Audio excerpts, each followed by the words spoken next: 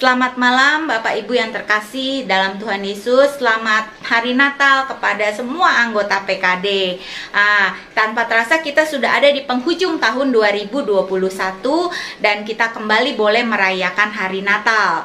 Nah, kalau kita masih sehat, kita masih kuat, bisa masih menonton YouTube ini, itu merupakan anugerah sendiri. Ya, itu sebabnya biarlah kita menyiapkan hati, pikiran kita untuk kita sama-sama merayakan dan beribadah dalam rangka Natal ini bersama-sama. Saya undang untuk walaupun di rumah saya undang untuk bangkit berdiri. Kita akan sama-sama bersaat teduh sejenak.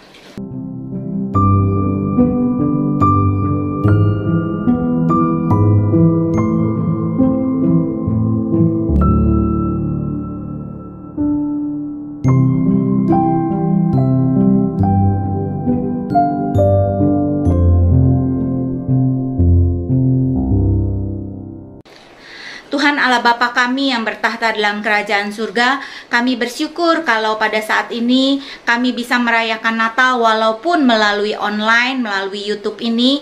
Tuhan, itu sebabnya kami memohonkan anugerah Roh Kudus-Mu untuk mengendalikan hati kami di rumah kami masing-masing, dan juga mengendalikan situasi kondisi rumah kami sehingga boleh tenang dan mendukung kami untuk beribadah. Tuhan, sekali lagi kami menyerahkan waktu ini ke dalam tangan-Mu. Kiranya Tuhan yang bekerja di dalam waktu ini.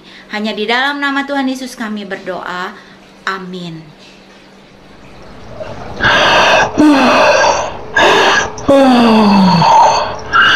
Kebaktian lagi. Aduh, untung ngeliat YouTube. Aduh, aku ngantuk gini. Jadi kebaktiannya udah lewat YouTube, tiduran aja dah. Lapar lagi. Sambil makan aja dah. Aduh, kenapa kebaktian terus sih? Udah Natal sih, tapi bukan males. Ya, bagaimana? Tadi, ya itu adalah babi ya, yang melambangkan sifat malas dari manusia, dan jadi hati kita itu banyak kali dikuasai oleh karakter yang seperti binatang. Tetapi kali ini kita mau mengalahkan semua karakter-karakter kita, termasuk kemalasan kita. Kita mau memuji Tuhan. Kita akan mau mengatakan dunia gemar bersama dengan orang-orang yang mengasihi Tuhan Yesus. Dunia gemar dan soraklah.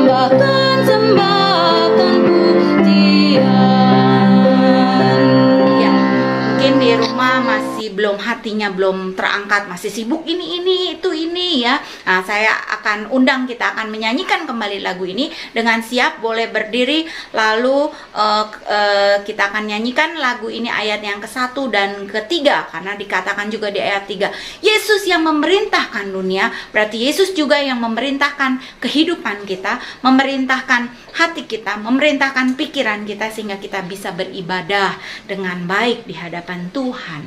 Kita nyanyikan ayat ini ke-1 dan yang ke-3. Dunia gemar dan soraklah, menebus datanglah, beri hatimu kepadanya, sekalian nyanyilah, sekalian orang bernyanyilah. Yesus yang perintahkan dengan anugerahnya, ternyata kuasa yang mulia, ajaib pun kasihnya, ajaib pun kasihnya, ajaib pun kasihnya, ajaib pun kasihnya. Dunia gemar dan sorak bergeraklah. Keren kan? Siapa dulu? Aku. Aku akan menyanyi dengan bagus. Ya, sambil memuji Tuhan, sambil show off mumpung ada di rumah. Keren kan aku? Astaga, betapa memalukannya, itulah isi hati manusia. Ada babi yang malas, ada merak yang begitu sombong. Itulah lambang hati manusia. Tetapi biarlah di hari Natal ini kita mau menenangkan diri kita, menenangkan hati kita dari kemalasan, dari kesombongan, dari kelicikan, dari hal-hal semua yang buruk, menenangkannya di dalam kasih Tuhan Yesus, sehingga mampu mendengar akan anugerah Tuhan pada hari Natal. Kita akan nyanyi lagu "Pada Malam Terdengarlah Pujian". Biarlah hati kita juga mampu mendengar pujian yang bagi Allah, bukan hanya mendengarkan isi hati kita yang seringkali membawa kita kepada kehancuran.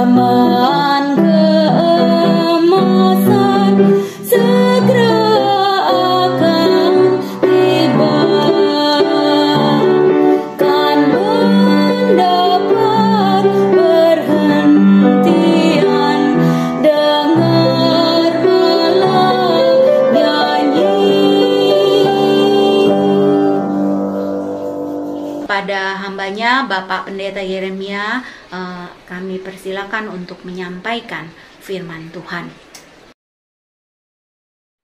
Ya, selamat malam saudara-saudara. Kita akan membaca kitab terlebih dahulu dari Lukas pasal yang kedua, ayat yang ke-6 sampai dengan ayat yang ke-7.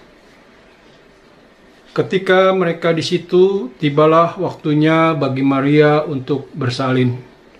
Dan ia melahirkan seorang anak laki-laki, anaknya yang sulung, lalu dibungkusnya dengan lampin dan dibaringkannya di dalam palungan, karena tidak ada tempat bagi mereka di rumah penginapan. Saudara, sebelum kita renungkan bagian firman Tuhan ini, kita akan berdoa terlebih dahulu.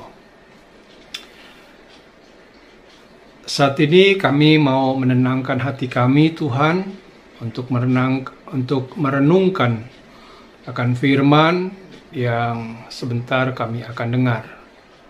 Pakai dan urapi hamba-Mu dengan kuasa Roh-Mu yang kudus, sehingga firman-Mu yang berkuasa dan hidup itu boleh mengubah, memperbaharui kami, khususnya tentang kelahiran-Mu, Tuhan Yesus, ke dalam dunia ini.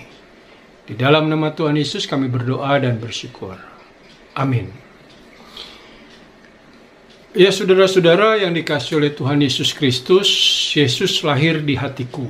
Saudara, yang menjadi pergumulan atau yang menjadi pertanyaan adalah bagi kita semua, hati yang bagaimana Yesus mau lahir? Atau hati yang seperti apa Yesus lahir? Nah, saudara, Yesus lahir di hatiku. Apakah itu juga artinya Yesus lahir di semua hati manusia? Atau di sembarang hati manusia? Nah, saudara-saudara, jawabannya adalah bahwa memang benar Yesus lahir adalah kabar kesukaan bagi seluruh dunia. Yesus lahir adalah kabar kesukaan bagi orang Israel seharusnya, tetapi juga non-Israel. Yesus lahir kabar kesukaan bagi setiap suku di dunia, termasuk di Indonesia ini. Tetapi saudara, Yesus lahir tidak, atau Yesus lahir tidak di dalam setiap pribadi manusia di dunia ini. Ya. Saya tidak percaya, saudara, bahwa Yesus lahir, hadir dalam hati Herodes dan antek-anteknya. Saya juga nggak percaya kalau Yesus lahir di dalam hati orang-orang Farisi, imam-imam kepala, dan ahli-ahli Taurat.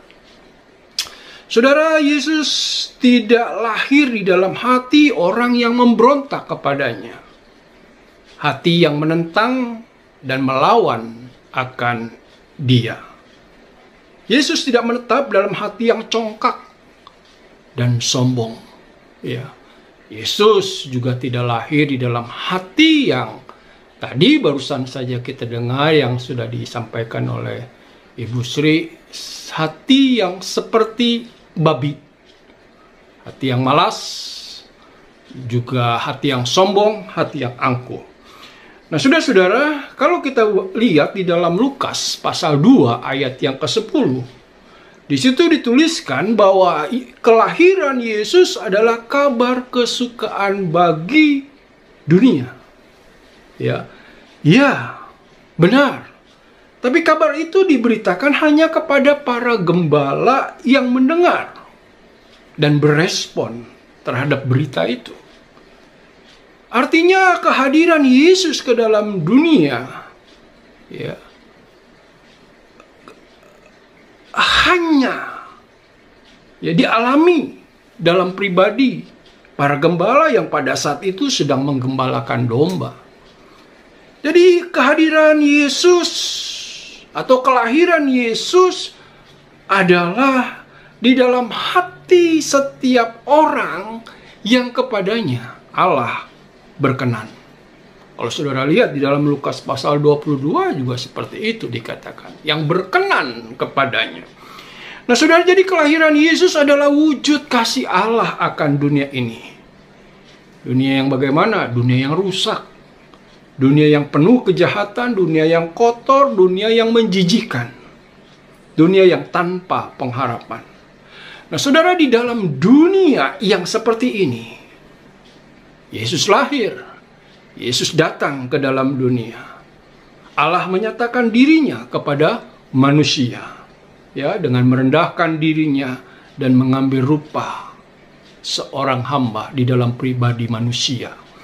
Di dalam Filipi pasal 2 ayat 6 sampai dengan 8, di situ dikatakan yang walaupun dalam rupa Allah tidak menganggap kesetaraan dengan Allah itu sebagai milik yang harus dipertahankan, melainkan telah mengosongkan dirinya sendiri dan mengambil rupa seorang hamba dan menjadi sama dengan manusia. Dan dalam keadaan sebagai manusia, ia telah merendahkan dirinya dan taat sampai mati. Bahkan sampai mati di kayu salib. Supaya kita dibenarkan dan hidup dalam kebenaran Tuhan Yesus. Ya, 1 Petrus pasal 2 ayat 24. Jadi, kelahiran Yesus atau Natal tinggal atau mau lahir di dalam hati yang menyadari akan keberdosaannya, akan ketidakberdayaannya, atau akan kepapaannya. Saudara, hati yang menyadari kekotorannya atau hati yang menyadari ketidaklayakannya, hati yang menyadari ketidakberdayaannya untuk membebaskan diri dari keinginan dagingnya, hawa nafsunya, dan keangkuhan hidupnya. Ya, hati yang sadar akan ketidakmampuannya untuk keluar dari perbudakan dosa.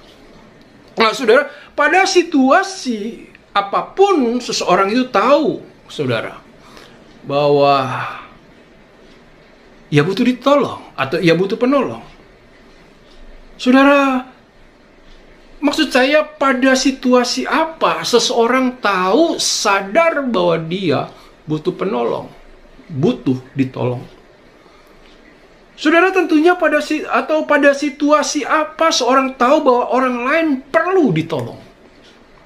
Saudara, pastinya pada situasi atau pada titik kritis di dalam hidupnya, orang tahu bahwa ia butuh penolong.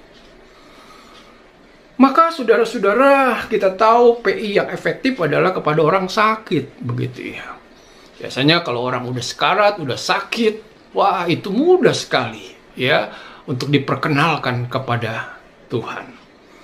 Nah, saudara, Israel sadar bahwa ia butuh penolong dan ia butuh ditolong pada titik kritis ketika dia tahu dia diambang kehancuran. Dia tahu dia diambang kebinasaan. Atau dia tahu bahwa dia tidak berdaya dan dia nggak bisa berbuat apa-apa kecuali datang kepada Tuhan dengan pertobatannya. Ya, di dalam Mazmur pasal 51 ayat 17 ya, Daud berkata, korban sembelihan kepada Allah ialah hati yang hancur, hati yang patah, hati yang remuk tidak akan kau pandang hina ya Allah. Saudara, ini luar biasanya kasih Allah. Ya, Allah mau datang mengampuni dosa manusia. Dan saudara, kalau kita perhatikan di dalam Lukas pasal 2 ini, dia menceritakan dengan rinci kedatangan Tuhan Yesus ke dalam dunia. Bahwa Yesus datang dalam pemerintahan Kaisar Agustus, di situ dikatakan ayat yang pertama. Ketika dikatakan Kirenius menjadi wali negeri di Syria. Ketika Yusuf, dan pada saat itu Yusuf pergi ke Nazaret di Galilea, di Yudea, Bethlehem, kota Daud. Jadi saudara, Natal atau kelahiran Yesus adalah peristiwa sejarah yang besar bagi dunia. Dan saudara, tidak ada peristiwa yang begitu luar biasa besarnya selain daripada peristiwa Yesus datang ke dalam dunia ini. Yesus lahir dari anak darah Maria. Saudara-saudara yang terkasih di dalam Tuhan Yesus Kristus, ya,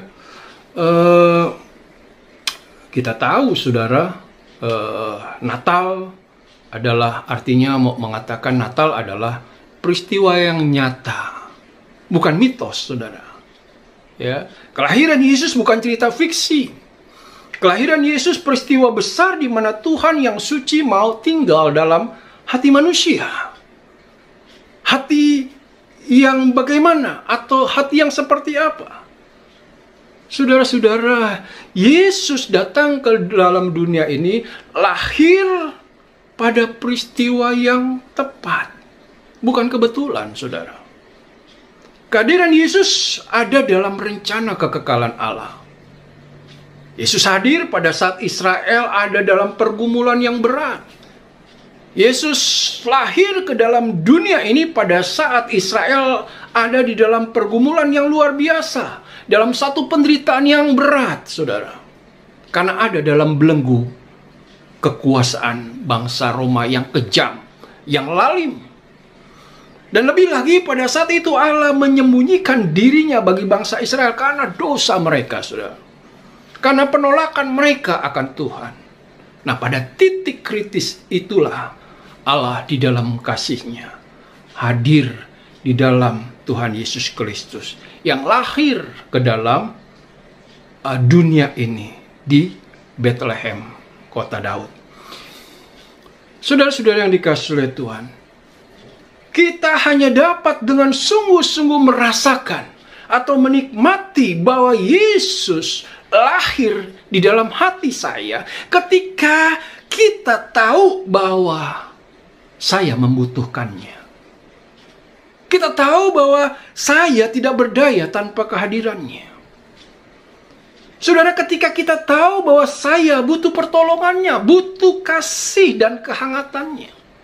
Saudara, kelahiran Yesus akan hanya menjadi peristiwa sejarah dunia. Bukan menjadi pengalaman pribadi bahwa Yesus datang untuk menebus saya dari dosa. Ketika hati kita tidak membutuhkannya. Saudara, kelahiran Tuhan Yesus Kristus ya akan menjadi hari raya keagamaan biasa.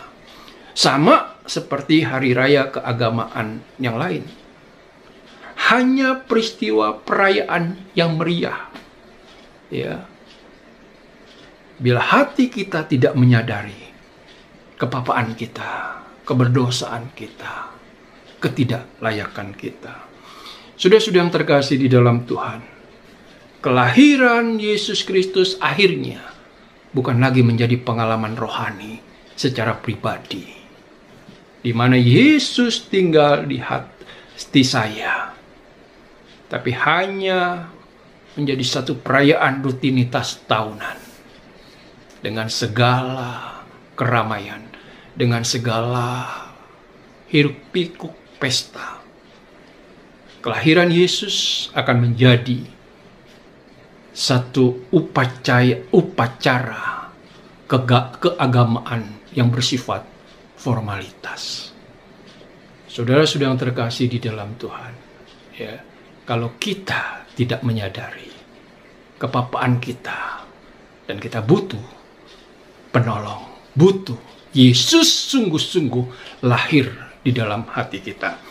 Sudah-sudah yang terkasih di dalam Tuhan Yesus Kristus. Jadi Yesus ya lahir di dalam hati kita ya ketika saudara kita memberi diri untuk Dia benar-benar hadir, lahir di dalam hati kita. Saudara, kita tahu Allah adalah pribadi yang ya dalam bahasa teologinya adalah omnipresent, yaitu pribadi yang maha hadir. Saudara, Dia hadir di mana-mana. Dia hadir di rumah, Dia hadir di kantor, di gereja, di setiap aktivitas hidup kita. Dia hadir, saudara. Waktu saudara mempersiapkan masakan di rumah, begitu ibu-ibu, Dia hadir di sana. Ya, waktu mengurus anak, mengurus cucu, Dia hadir di sana. Nah, saudara-saudara, karena Dia adalah keberadaan yang memang maha hadir. Persoalannya adalah apakah kita merasakan atau menikmati kehadiran Tuhan secara pribadi di dalam hidup kita. Saudara, ternyata kemahahadiran Tuhan tidak menjadi otomatis kita dapat merasakan dan menikmati kehadirannya. Yang sebenarnya memang Dia ingin menyatakan kehadirannya secara pribadi di dalam hidup saudara dan saya, di dalam hati saudara dan saya.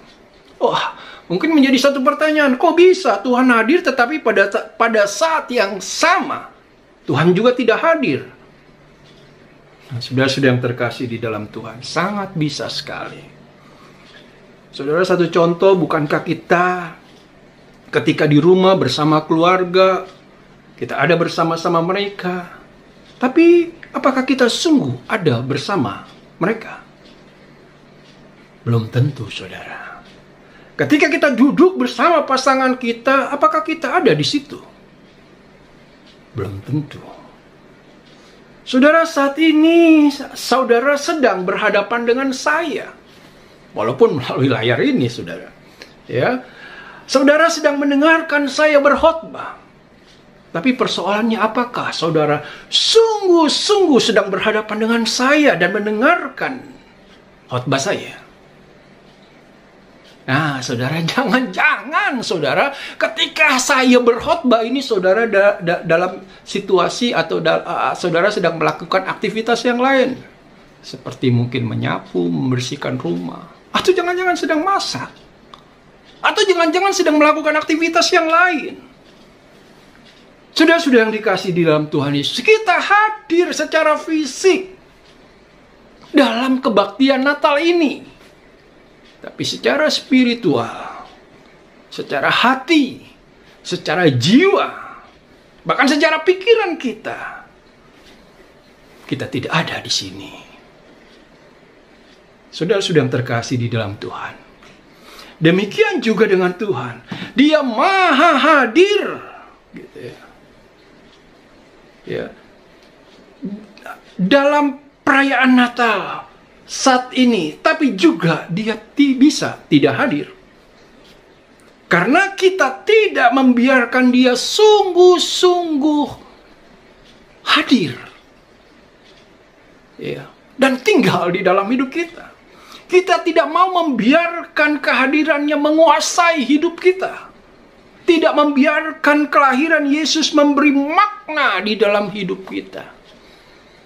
Saudara-saudara, ya, kalau kita lihat di dalam teks ini, Yesus itu lahir dalam keramaian dunia, saudara. Yesus hadir dalam dunia, dalam keramaian orang karena bisa pulang kampung, saudara. Dan dapat bertemu dan berkumpul dengan keluarga. Yesus hadir dalam pesta pora dengan hiasan Natal dan segala pernak-perniknya. Ya, menikmati makanan dan tawa riang dunia. Saudara-saudara yang terkasih di dalam Tuhan. Karena di dalam Lukas pasal 2 ayat 1 di situ dikatakan pada waktu itu Kaisar Agustus mengeluarkan satu perintah menyuruh mendaftarkan semua orang di seluruh dunia. Artinya waktu itu Kaisar Agustus mengadakan sensus dan semua orang dari berbagai tempat pada saat itu datang ke kotanya. Ya, untuk mendaftar, untuk mengikuti sensus tersebut.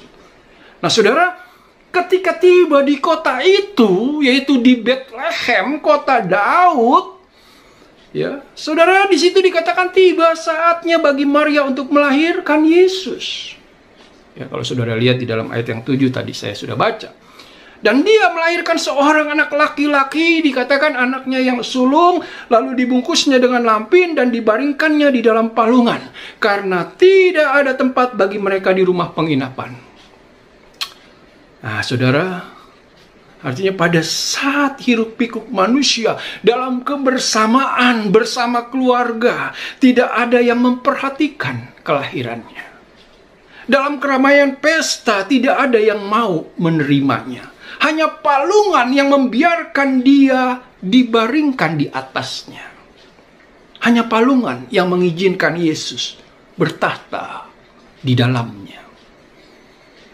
Saudara-saudara, membiarkan Tuhan tinggal dalam hidup kita sama dengan membiarkan Tuhan bertahta di dalam hidup kita.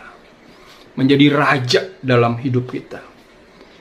Saudara, ketika Paulus berkata, hidupku ini yang kuhidupi sekarang, bukannya aku lagi yang hidup, tapi Kristus yang hidup di dalam aku. Pada saat Paulus mengatakan hal ini, Paulus mau mengatakan, atau berarti Kristus menjadi pusat kehidupannya. Kristus menjadi tujuan hidupnya. Kristus menjadi pribadi yang memerintah atau berotoritas di dalam hidupnya. Nah, saudara, ketika Kristus tinggal di dalam hidup kita, berarti Kristus selalu menjadi pertaruhan hidup kita. Ya, ada lagu, ya lagu pop gitu ya, anak muda katakan kan ya, mau makan ingat kamu, mau minum ingat kamu, mau apapun ingat kamu. Saudara, kalau Yesus lahir di dalam hati kita, berarti setiap aktivitas, setiap kegiatan kita selalu dikaitkan dengan Allah. Diinteraksikan dengan Yesus. Kolose pasal 3 ayat 23 kan katakan, apapun juga yang kamu lakukan, lakukanlah itu dengan sungguh-sungguh seolah-olah untuk Kristus. Saudara, menjadi satu pertanyaan, apakah kalau saya ibadah tapi hati dan pikiran saya tidak ibadah, itu menyenangkan hati Tuhan? Ya. Sekalipun itu online, saudara. Saudara, ketika kita bekerja tidak sungguh-sungguh, apakah itu menyenangkan hati Tuhan? Ketika kita ngegosip, ketika kita ngomongin orang, begitu ya, apakah kita menyenangkan hati Tuhan? Saudara, membiarkan Yesus tinggal dalam hidup kita, lahir di dalam hidup kita, sering dikaitkan dengan pemeliharaannya, ya, berkatnya. Nggak salah, saudara, tetapi persoalannya ketika Yesus lahir di dalam hidup kita, kehadiran Yesus itu kalau kita perhatikan satu kehadiran yang ditolak, tidak diterima. Dan penolakan adalah peristiwa yang menyakitkan, bukan, saudara? Kehadiran yang tidak diakui, tidak diterima adalah suatu yang menyakitkan sekali. Nah, pengalaman yang paling tidak enak adalah ketika keluarga kita sendiri yang menolak kita. Ya, sudah yang terkasih di dalam Tuhan. Ini peristiwa yang terjadi di dalam diri Yesus ketika dia lahir di dalam dunia. Kita tahu tidak ada yang mau menerimanya. Semua menolak, semua mengatakan penuh kamar. Hanya sebuah tempat di mana Yesus bisa diletakkan di dalamnya, palungan. Saudara, Yesus tinggal di hati. Yesus lahir di hati. Tidak menjamin hidup yang berkelimpahan, artinya, saudara. Hidup yang tanpa masalah. Hidup yang tanpa kesulitan. Saudara, Yesus tidak pernah berjanji mengundang Yesus hadir, maka semua baik-baik. Semua akan lancar-lancar saja. Yang Yesus jamin adalah kekuatan, penghiburan. Ketika dia ada di dalam hidup kita, dia menjamin kekuatan, dia menjamin penghiburan, dia menjamin kita bisa melewati masa-masa sulit itu. Sudah-sudah yang terkasih di dalam Tuhan, ya kan ada satu pujian yang mengatakan Tuhan tidak janji langit biru, bunga terus harum. Ya, Tuhan juga nggak janji selalu cerah, senang, nggak susah, selalu aman. Sudah, Tuhan juga nggak janji, ya, bahwa kita nggak akan pernah menjumpai, ya, susah, cobaan dan khawatir. Tuhan nggak janji menanggung banyak beban dan pekerjaan. Saudara, bahkan Tuhan nggak janji hari depan bahwa jalanan akan datar dan luasa, nggak bergelombang, teduh, ya, gunung tak rintang, cuaca cerah. Tapi saudara, lagu itu mengatakan Tuhan janjikan hidup yang kuat, jalan yang dipimpin, ya. Ujian, bahaya ada, tapi Tuhan juga ada di sana menyertai, karena Dia Immanuel, ya, karena Dia rahmatnya tidak terbatas. Nah, sudah yang terkasih di dalam Tuhan. Jadi kelahiran Yesus di dalam hati kita, ya, itu menyatakan kelahiran Yesus di dalam hati yang mau membiarkan Dia sungguh-sungguh lahir di dalam diri kita, tinggal di dalam diri kita.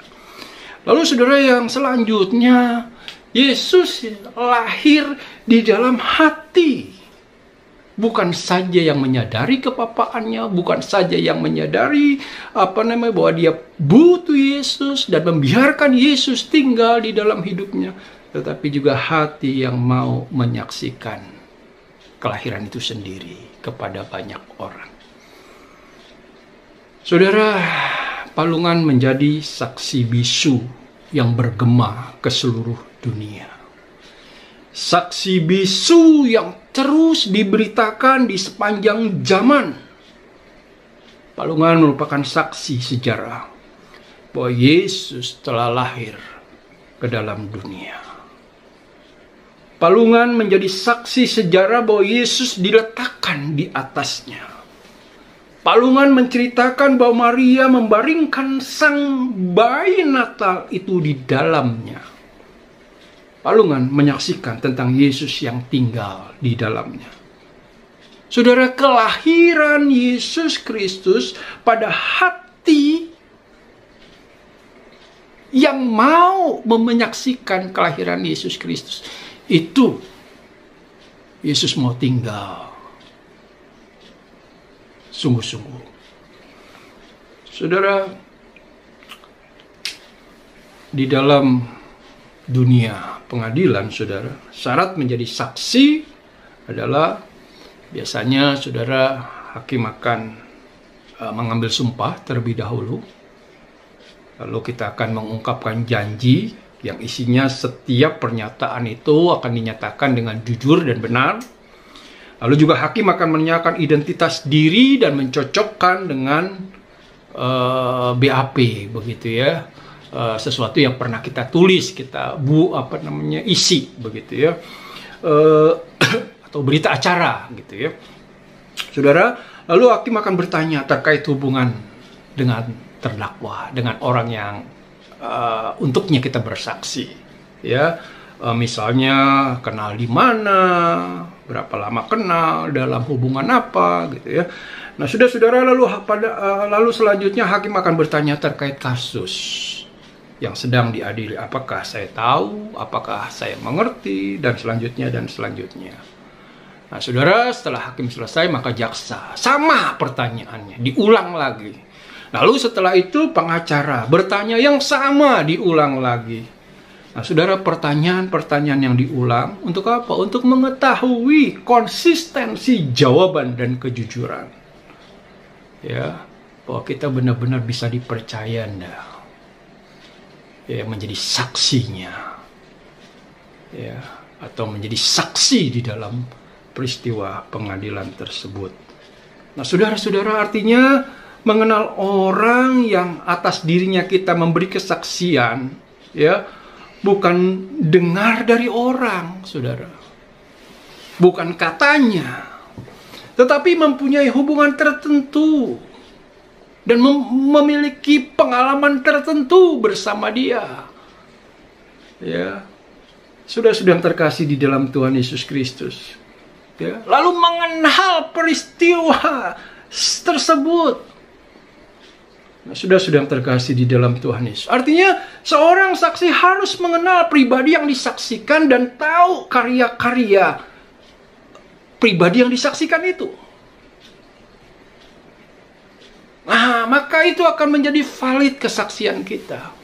Maka itu akan menjadi sesuatu yang menunjukkan benar kita tahu peristiwa itu, mengenal peristiwa itu, dan kita hidup di dalam peristiwa itu. Nah, sudah terkasih di dalam Tuhan Yesus Kristus, ya. Jadi seorang saksi harus mengenal pribadi yang disaksikan dan tahu karya-karya Tuhan yang disaksikannya, khususnya yang berhubungan dengan pengalaman pribadi dengannya. Jadi Yesus lahir di hati kita. Itu harus menjadi pengalaman pribadi kita. Ya. Atau akan menjadi pengalaman pribadi kita ketika kita terus menyaksikannya. Ya, kita sering mendengar pisau semakin diasah atau semakin dipakai semakin tajam. Sama dengan kehidupan kekristenan kita. Ya, kehidupan Kristenan kita yang menjadi saksi atau yang menceritakan kisah tentang kelahiran Yesus Kristus akan menjadi satu pengalaman yang membawa kepada saudara dan saya semakin intim dengan Allah, semakin kenal Allah, semakin menunjukkan bahwa kita punya hubungan yang intim dengan Tuhan. Saudara, bukti Yesus lahir di hati kita adalah manakala kita menjadi saksi baik Natal itu. Jadi sudah terkasih di dalam Tuhan, kelahiran Yesus kelahiran Yesus hadir di hati kita ketika kita sadar saya berdosa, saya butuh Tuhan. Ketika kita sadar bahwa saya harus membiarkan Dia hadir di dalam hidup saya, menjadi raja, bertahta di dalam hidup saya. Ketika kita sadar bahwa pengalaman bersama Yesus adalah pengalaman yang paling indah yang harus saya saksikan kepada orang-orang lain. Bahwa sungguh Yesus lahir ke dalam dunia ini untuk tebus dosa saudara dan saya. Amin. Mari kita berdoa. Kami bersyukur Tuhan buat renungan firman Tuhan yang boleh mengingatkan kembali kepada kami Tuhan bahwa Engkau sungguh-sungguh telah datang ke dalam dunia ini dan mau tinggal di dalam hati kami, hati yang sadar bahwa kami berdosa dan butuh Tuhan Yesus, dan hati yang mau membiarkan Yesus tinggal di dalam hati kami, hati yang sadar bahwa bukti bahwa Yesus tinggal hadir di hati kami ketika kami menyaksikan kelahirannya kepada dunia ini. Tuhan tolong sehingga ketika kami merayakan Natal bukan hanya rutinitas, bukan hanya kebudayaan yang kami lakukan setiap tahunnya, tetapi biar tahun ini kami boleh benar-benar bisa memaknai Natal itu di dalam hati kami. Sehingga Natal tahun ini tidak berlalu dengan sia-sia. Tapi kami boleh mengalami perubahan, mengalami pembaharuan. Karena kami ngerti makna Natal yang sesungguhnya. Tuhan mau hadir di dalam hati kami. Hati yang papa. Hati yang membiarkan Tuhan bertahta. Hati yang mau bersaksi. Di dalam nama Tuhan Yesus kami berdoa dan bersyukur. Amin. Bapak Ibu, sebagai respon dari firman Tuhan yang sudah kita dengar, kita akan ambil waktu untuk candlelight. Itu sebabnya lilin-lilin yang sudah disiapkan di rumah Ibu Bapak dipersilakan untuk dinyalakan. Kita akan sama-sama menyanyi lagu O Malam Kudus. Biarlah kita boleh berkata kepada Tuhan, di malam yang kudus, Engkau bukan hanya lahir di palungan. Tuhan, aku membuka hatiku untuk Engkau lahir dan mengubahkan hatiku. O Malam Kudus.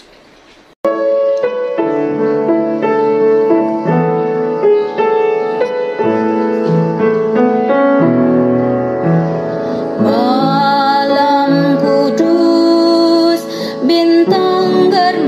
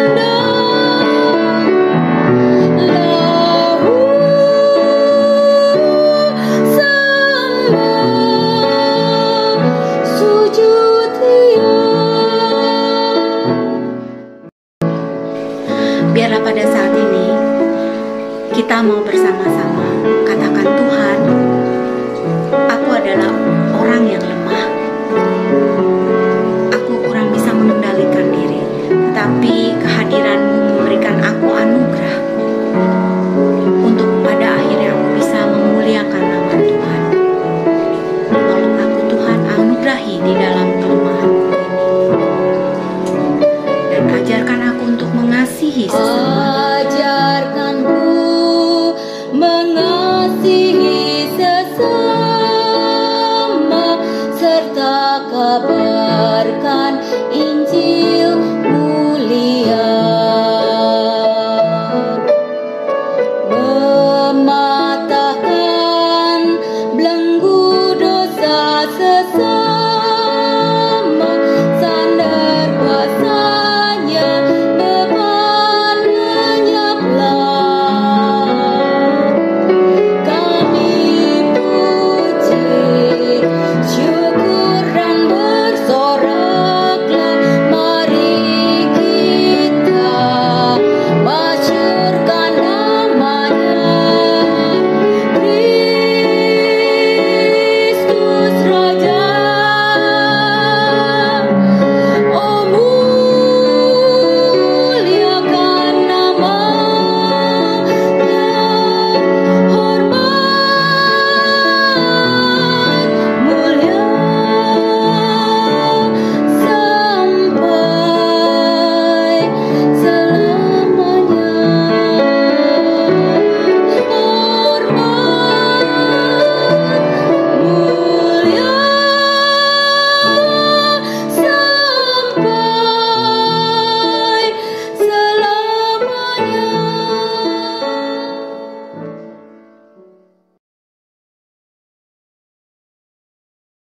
Bapak Ibu, kita sudah ada di penghujung ibadah kita dan kita akan sama-sama menyanyikan lagu Immanuel, karena sebenarnya Immanuel adalah Tuhan Yesus sendiri. Kita katakan Tuhan Yesus beserta dengan engkau. Kita nyanyikan dengan gerakan ya.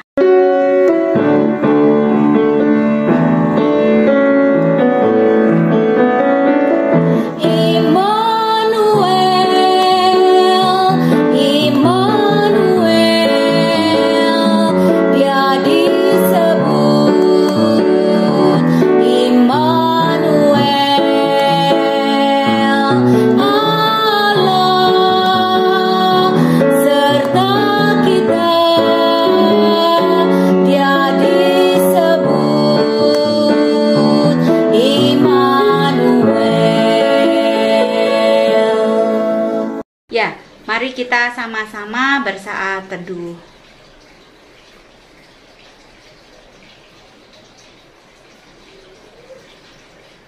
Amin. Selamat Hari Natal, Tuhan Yesus memberkati kita semua.